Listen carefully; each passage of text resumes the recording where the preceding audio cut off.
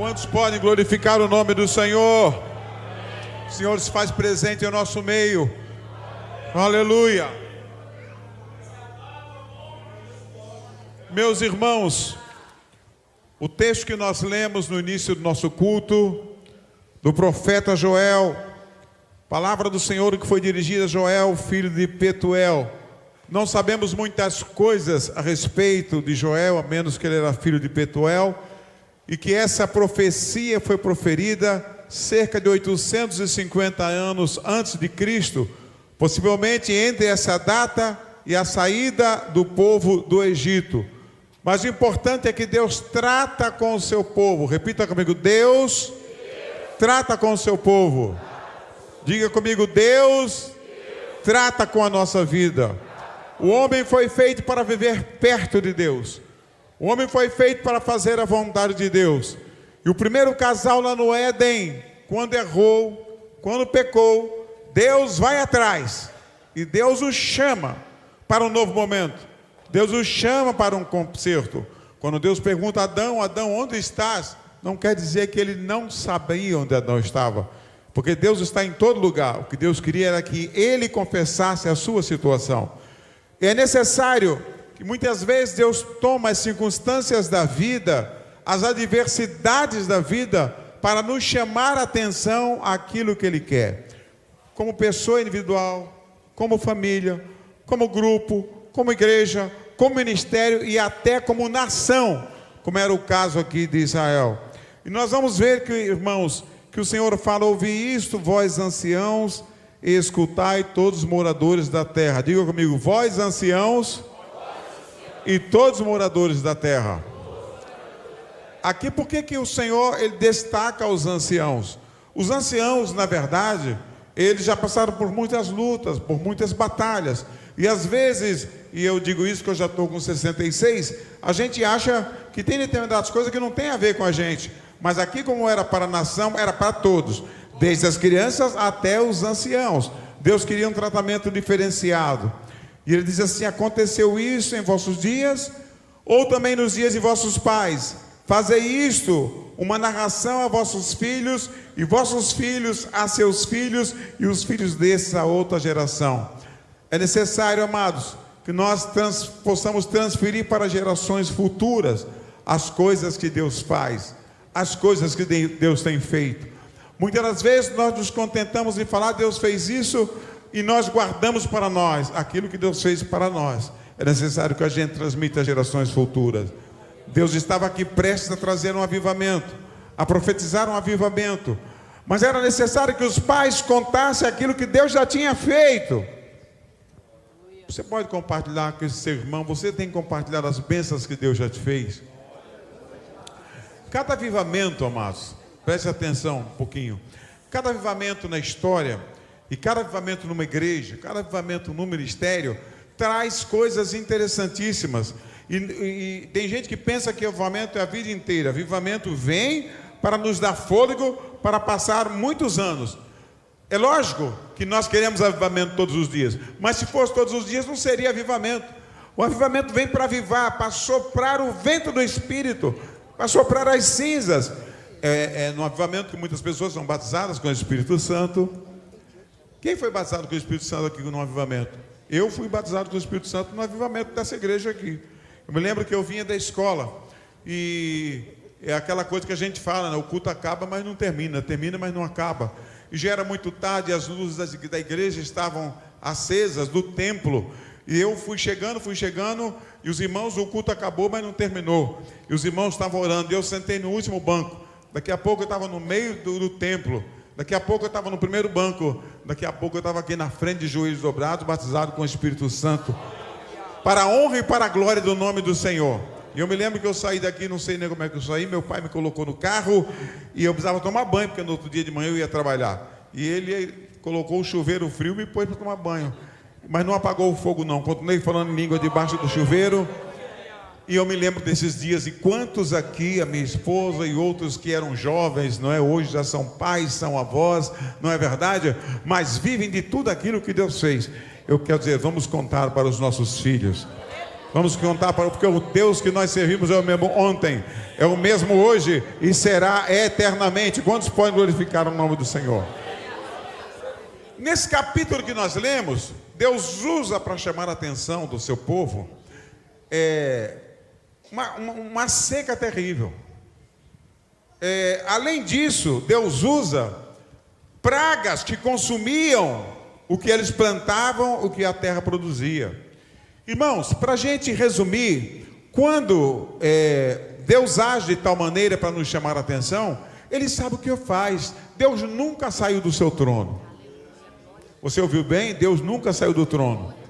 E quando as catástrofes vêm, a gente pensa que Deus se perdeu. Não, Deus está lá no trono sentado. É que muitas vezes, amados, nós precisamos entender que Deus faz igual o pescador. Ele fisga você e dá corda. E você pensa que você controla tudo. Aí daqui a pouco Deus começa. Aleluia. O pescador sabe o que é isso. Aí o peixe começa a se mexer, não é? Ele pensava que estava sozinho. Deus continua no trono.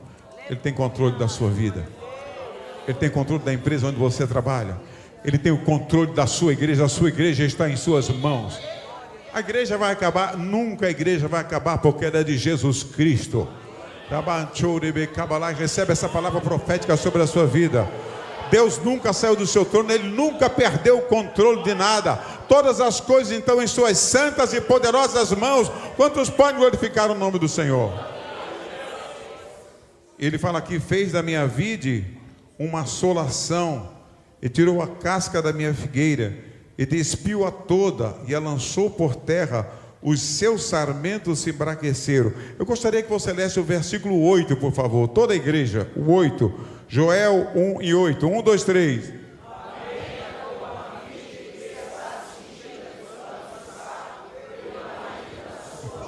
Mais uma vez o 8.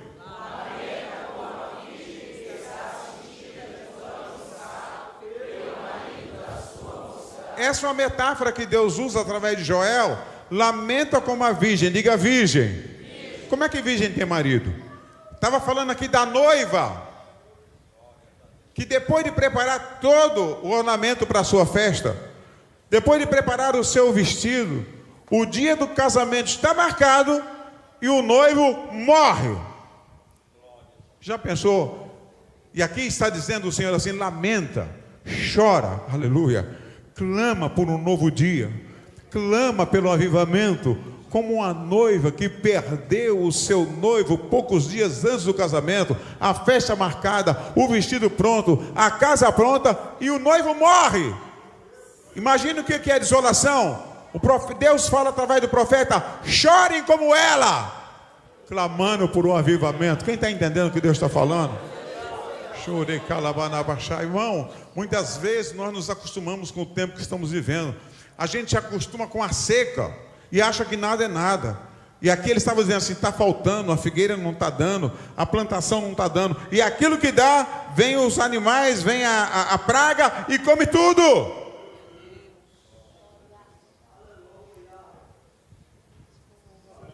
Vamos ler o versículo 9. Todos juntos, versículo 9. Todos juntos, 1, 2, 3.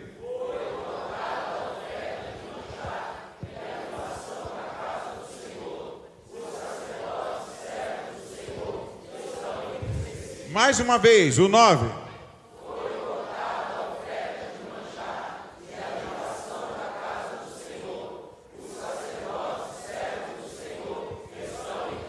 Hoje nós pedimos perdão pelos nossos pecados, em nome de Jesus, pelo sangue de Cristo vertido na cruz do Calvário. Mas nessa época aqui, não tinha isso. Nessa época, tinha que oferecer sacrifício. Não tinha oferta nem para sacrifício e nem para a sobrevivência dos sacerdotes. Quer dizer, o povo estava sem alimento e cortada a comunhão com Deus. Tem alguma coisa pior do que isso? Quando a gente está ruim, dobra o joelho e fala com Jesus, né? Nesse caso aqui, meus irmãos, não tinha comida, não tinha o que beber, a lavoura não dava nada, não tinha cordeiros nem animais para oferecer em sacrifício, nem para perdão dos pecados, e os sacerdotes estavam entristecidos porque não tinham o que comer. Fale com a pessoa do seu lado: tem coisa pior do que isso? Porque tem hora, irmão, que a gente está numa dureza, né? Sem grana. Mas a gente dobra o joelho e Jesus alegra a gente, né? Mas aqui não tinha perdão de pecado. Irmão, a dureza era na terra, era horizontal e vertical. Deus está falando conosco aqui mais uma vez nessa noite. Ele chama a nossa atenção. Glórias ao Senhor. O 10, toda a igreja. 1, 2, 3.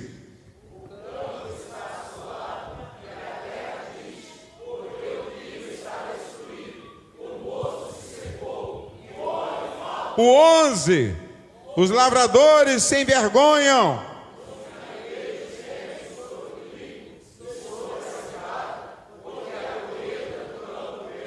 O 12,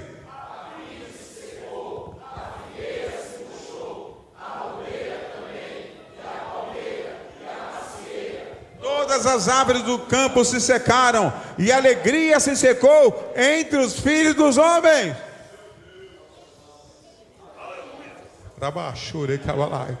Mas Deus começa dizendo: há solução. Depende mais de vocês do que de mim. Eu estou assentado no trono. Eu nunca saí do trono. Eu nunca saí do meu lugar. Aleluia! Aleluia! Versículo 13. Toda a igreja. 1, 2, 3.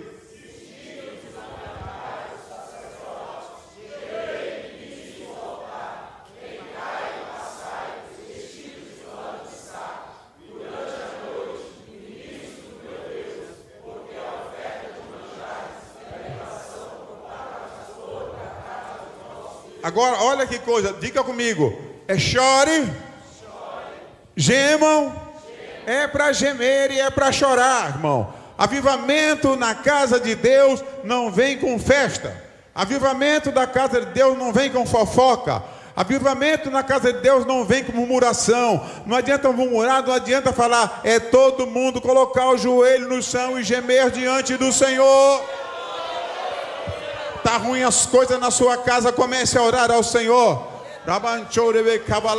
O pagamento não está vai para os pés do Senhor. Em fervente oração, nós cantamos agora há pouco. Quantos estão entendendo o que Deus está falando? Aleluia! Versículo 14, toda a igreja. 1, 2, 3.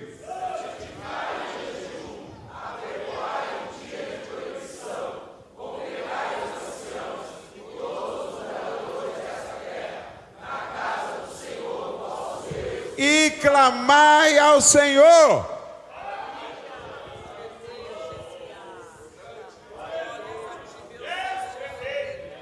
Às vezes, quando o pastor da igreja faz uma convocação para oração, para jejum, a gente ouve nos diz: mas para que tanta oração? Quem quer orar, ora na sua casa. Irmão, mas aqui era para clamar ao Senhor e para orar na casa do Senhor. Diga comigo: na casa do Senhor. Isso não exclui você entrar no seu quarto e fechar. Há horas, amados, que a coisa é nada em individualidade. Isso aqui não está dispensado. Mas quando Deus chama e conclama, é na coletividade. É congregacionalmente. E aqui no caso era a nação inteira. Todo mundo tinha que... Irmão, porque não tinha melhor. Deus não é seletivo.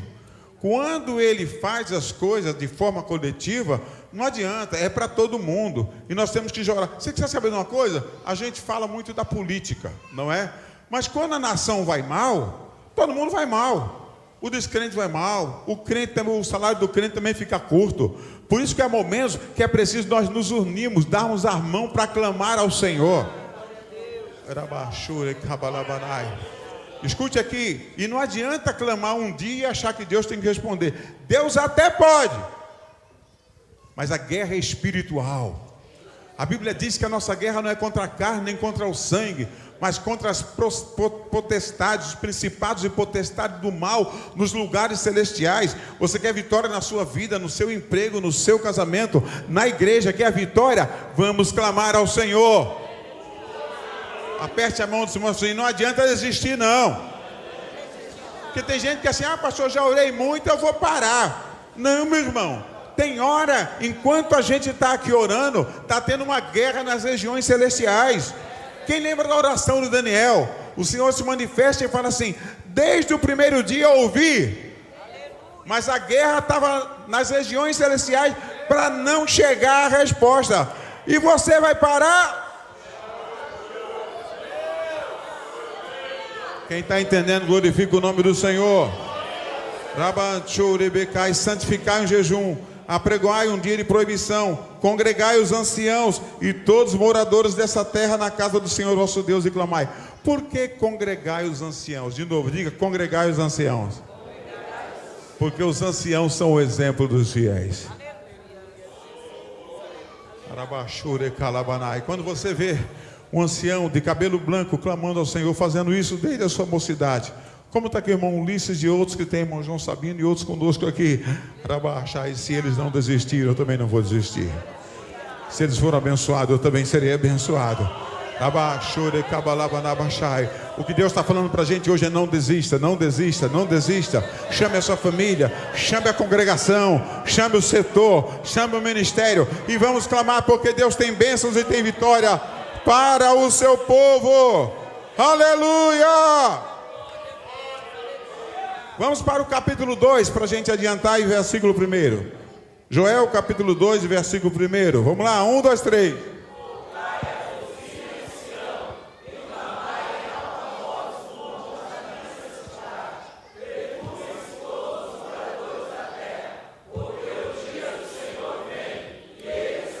Mais uma vez, tocai.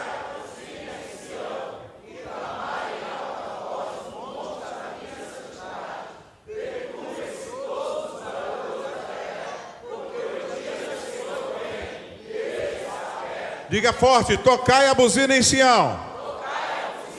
Aqui tem dois sentidos para que todos saibam. E o segundo sentido, a essência da mensagem. Diga comigo, para que todos saibam. E não abandonem a essência da mensagem. Prega a tempo e fora de tempo. Ah, pastor, acharam ruim porque eu estava cheio de Deus e eu corri. Meu irmão, não se importa com isso não. Deixa Deus te usar.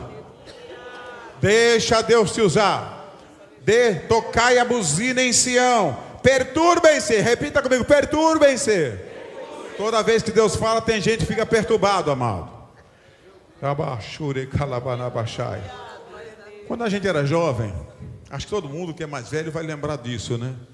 Quando Deus tem os seus profetas em todas as gerações, não é? E de repente, tem profeta que é meia boca, a gente tem que ficar duvidoso, mas tem profeta que a gente sabe que é Deus falando, não é? E a juventude, irmão, quando o profeta verdadeiro falava, o cabo já ficava querendo ir para o banheiro. Mas não adianta, meu irmão, Deus vai atrás. Deus vai encontrar. No templo, em casa, no banheiro, você não pode se esconder de Deus. É melhor se render. É melhor confessar, é melhor falar a verdade com Deus, é melhor clamar pela misericórdia do Senhor, porque Ele é grande e benigno em perdoar e abençoar o seu povo. Quantos podem adorar o nome do Senhor?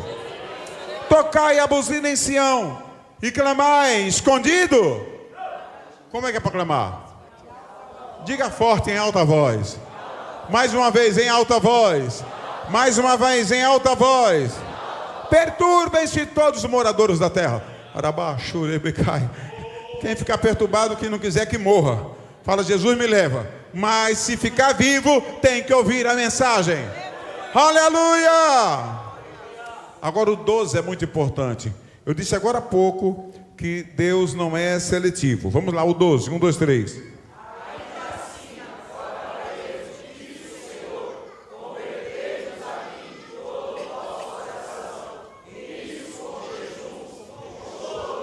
E o 13.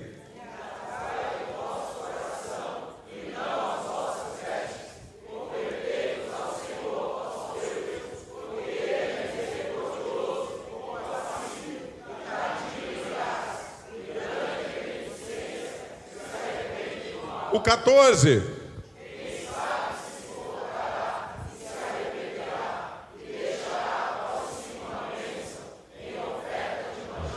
Libação para o Senhor vosso Deus. Irmãos, aqui está falando da essência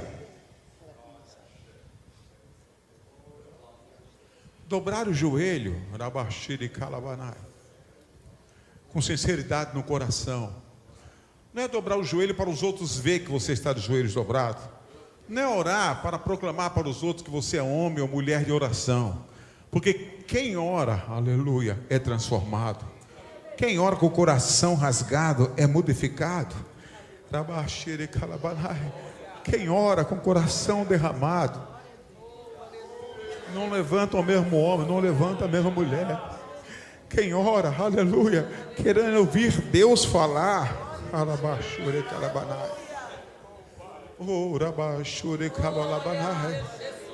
conversão genuína, coração derramado, aleluia, glórias ao Senhor. E Ele não está dizendo aqui de tempo de oração. Lógico, se você ora, você cada dia vai orar mais. Se você é uma pessoa que quer viver em comunhão com Deus, você vive em comunhão com Deus enquanto anda, enquanto trabalha, enquanto cozinha, enquanto dirige o carro. Mas você vive em comunhão com Deus, não é uma fantasia, não é para os outros ver. O próprio Deus vê que você anda com Ele, vive com Ele, ouve a sua voz, discerne a voz do Espírito Santo. Quantos podem adorar o nome do Senhor nosso Deus? Aleluia! Vamos em frente, glórias ao Senhor. 16. Me perdoe, é o 15. 1, 2, 3.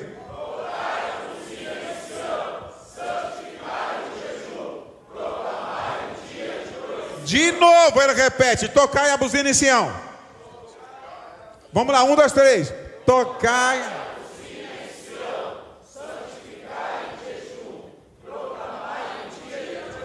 Ele está falando aqui do jejum coletivo. No caso era um jejum nacional. Era um jejum para todo o povo de Deus. Porque a lavoura secou para todo mundo. O gado morreu para todo mundo. Não tinha dinheiro, não tinha perdão de pecado. Sacerdotes tristes. Ele era de norte a sul, de leste a oeste. Tristeza, pobreza, miséria.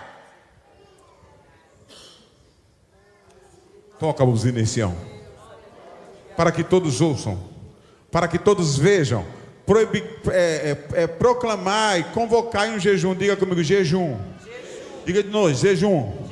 Por que jejum, meus amados? A gente pode não ter carro, a gente pode não ter casa própria, a roupa da gente pode ser meia boca, mas comer, todo mundo tem que comer. Ou comer bem, ou comer mais ou menos. E outra, dependendo do que você come, você precisa se alimentar. A gente diz sempre: fulano está tão ruim que está vivendo a pão e água. Se você comer pão e água, você vai viver, você não vai morrer. Pode ser que não tenha o sabor que a gente queria. Tem gente reclamando de pão com manteiga, e tem gente comendo pão e tomando água. Agora, quando ele fala proclamai um jejum, convocai, irmão, é complicado. Porque na verdade é você abrir mão daquilo que faz sustentação do seu corpo físico. Mas Deus não quer sacrifício de tolo. Deus não manda você que tem problema, seja de diabetes ou qualquer outra doença, que não pode ficar sem se alimentar. Faça dentro do prazo que é possível, porque Deus vai reconhecer. Agora, o que não pode é você não jejuar nunca. É você nunca ter disposição para entregar para Deus algo especial. Senhor, esse é um propósito. Só o Senhor sabe onde eu preciso chegar. E para o Senhor não há impossível. Pode ser pela minha vida pessoal, pela saúde, até por uma outra pessoa, pela igreja, pelo ministério. Senhor, mas eu me coloco diante do teu altar, Senhor. Essas 12 horas agora, Senhor, eu quero viver em comunhão contigo, Senhor. Restaura a minha vida, restaura o meu casamento, restaura minhas finanças, Senhor. Entra na saúde do João, do Pedro, do esposo, da esposa, do filho, do pai, da mãe. Quem está entendendo o que Deus está falando? Deus está dando o caminho da vitória esta noite, mais uma vez para a sua igreja. Você que talvez não ouviu uma palavra como essa, Deus está falando com você, está dizendo como você deve se chegar a Ele. Proclama um jejum, toca a buzina em Sião, proclama um dia de proibição. Você não vai morrer. Aperta a mão desse irmão, você não vai morrer.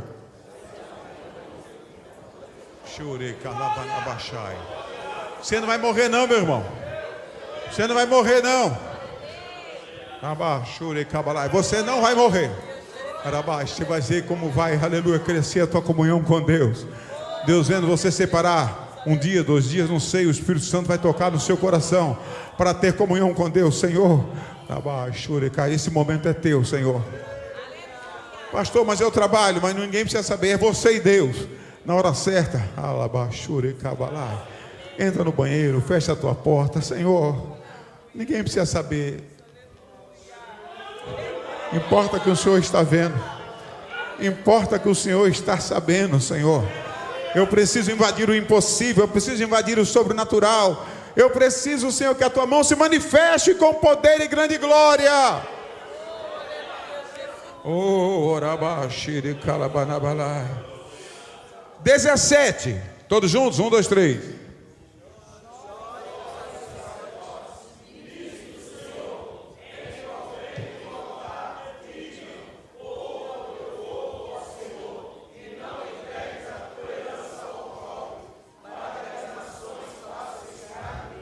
Vamos ler mais.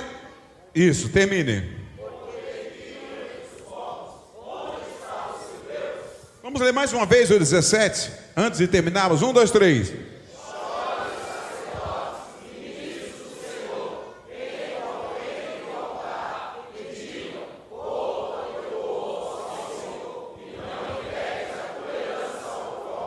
Eu disse que Deus não é seletivo, irmãos. Aleluia. O exemplo começa do altar.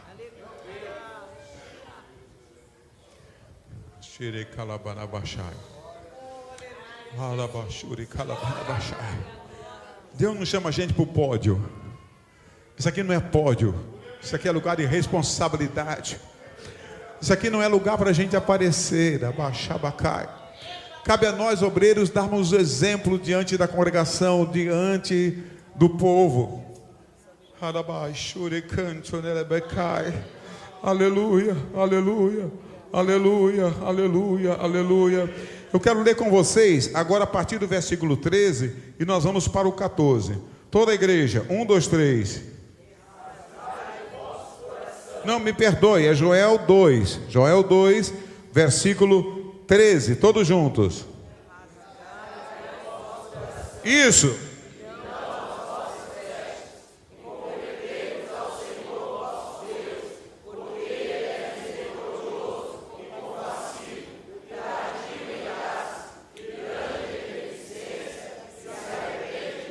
Agora vá para o 15 e passe para o 16.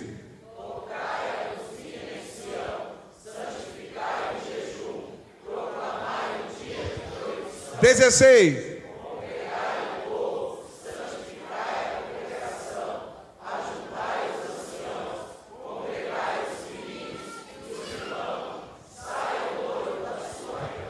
E a noiva do seu tálamo, 17.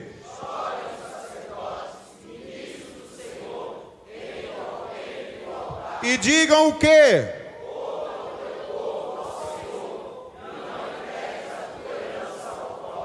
Para que as nações façam escárnio dele, porque diriam entre os povos: onde está o seu Deus? Diga comigo: sacerdotes, ministros, anciãos, homens, mulheres.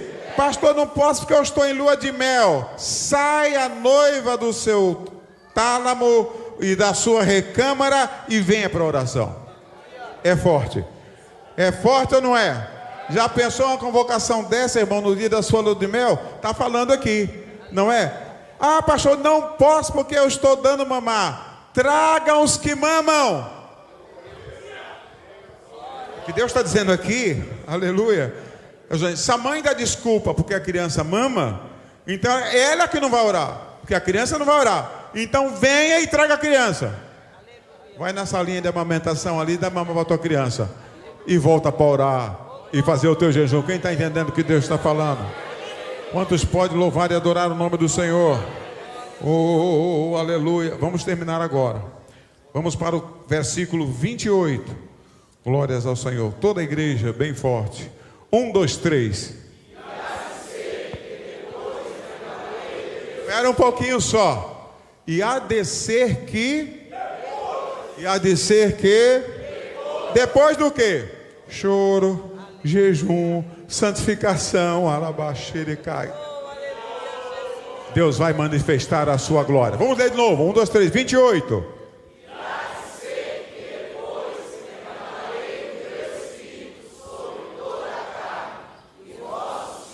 E vossas filhas profetizarão, terão sonhos.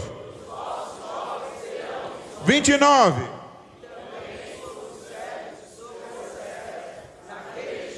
Derramarei do meu espírito. Mas espera um pouquinho, tem mais coisa. Aleluia.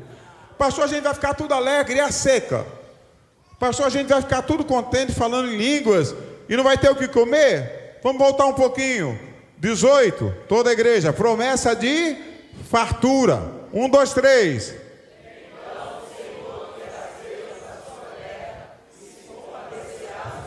19.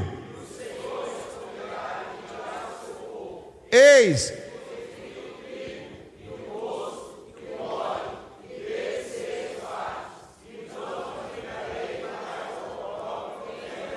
o óleo é de quem, irmão? O mosto é de quem? O trigo é de quem? O dinheiro é de quem? Vai falar com ele. Se conserta com ele. Se consagra a ele, porque a mão do Senhor não está encolhida, mas ela está estendida para o seu povo. Ele nos chama para uma reconciliação, ele nos chama para um novo tempo. Vamos ficar de pé, vamos orar. Seja perto de um irmão, vamos falar com Deus nessa hora. Que o Senhor nos perdoe quando nos afastamos dele. E comece a orar. Senhor nosso Deus, estamos na tua presença. Eu tenho pregado a tua palavra, Senhor, nessa noite. Oh, Rabashire Kalabanabashai. Caracante Urebecavia da Bashire Cantia Balabanabanai. Ah, meu Pai, nos ajuda a andarmos, a vivermos contigo. Nos ajuda, Senhor, a ouvirmos e discernirmos a tua voz.